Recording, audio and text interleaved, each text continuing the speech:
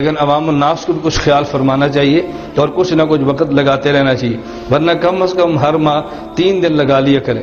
میں کراچی میں تھا تو ایک نوجوان مجھے ملا اور پوچھنے لگے تبلیغ جماعت والے ہر مہینے جو 3 دن کی بات کرتے ہیں ماہانہ سے روزہ، یہ تو بالکل شریعت میں نہیں ہے، نہ قرآن میں ہے، نہ حدیث میں ہے، نہ اسلاف میں ہے، یہ بدعت نے ایجاد کی ہے۔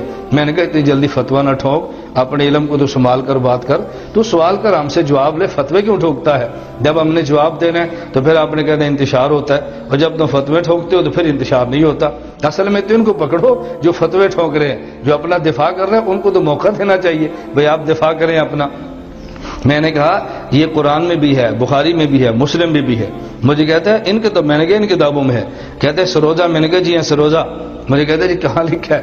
میں نے کہا رسول اللہ صلی اللہ علیہ وسلم عرش پہ گئے، 50 نمازیں ملی، رستے موسیٰ علیہ السلام ملے تو انہوں نے کہا حضور کام کروا لیں، یہ قوم نہیں پڑھے گی۔ حضور صلی اللہ علیہ وسلم 45 کروا لی، کہا کتنی ہے؟ کہا جی 45 کا 45 بھی نہیں پڑھیں گے۔ رسول اللہ صلی اللہ علیہ وسلم پھر گزارش کی تو 40 رہ گئی۔ یہ تو آپ نے حدیث سنی ہے نا، بالآخر 5 نمازیں رہ گئی تو حضرت رسول اللہ صلی اللہ علیہ وسلم پر وحی آئی، آپ کی امت 5 نمازیں پڑھے گی، اجر 50 کا ملے گا۔ نمازیں 5 پڑھے گی، اجر 50 کا ملے گا۔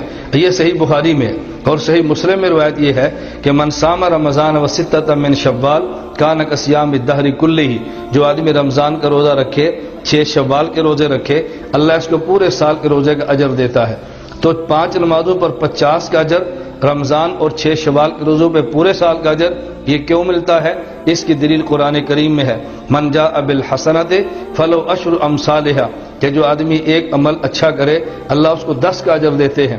میں نے کہا قرآن اور بخاری اور مسلم میں نے پیش کر دی ہے؟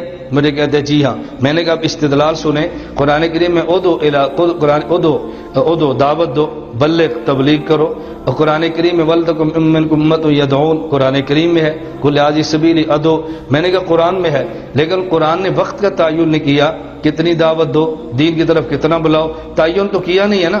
اب ہمارے اکابر نے مشورہ کیا، اس نے شادی بھی کرنی ہے، کاروبار بھی کرنا ہے، دکان پر بھی جانا ہے، دفتر بھی جانا ہے، زمین پر بھی جانا ہے، ہل چلانے ہیں، سارے کام کرنے ہیں، اور اس نے دین کی بات بھی کہنی ہے۔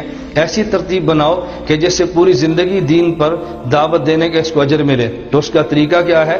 ہم نے صحیح بخاری، صحیح مسلم اور قرآن کریم ان 3 کتابوں کو دیکھا تو پتہ چلا کہ نیک ایک عمل کریں 10 کا اجر ملتا ہے۔ تو مشائخ نے کہا ہر مہینے میں اگر یہ 3 دن خدا کے راستے میں نکلے گا، 3 کو ضرب سے دو، 10 سے ضرب دو گے تو 30 بنیں گے، تو ماہانہ اگر 3 دن نکلتا رہے تو پوری زندگی خدا کے راستے میں نکلنے کا اس کو اجر مل جائے گا، کاروبار بھی کرتا رہے گا اور پوری زندگی دین پر چلنے کا اجر بھی ملتا رہے گا۔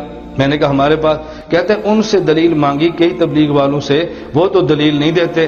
میں نے کہا ان کا کام دلیل ہے ہی نہیں، ان کا کام فضائل ہیں، ہمارا کام دلائل ہے۔ فضائل ان سے لو اور دلائل ہم سے لو، انشاءاللہ تمہیں کبھی الجھن نہیں ہوگی۔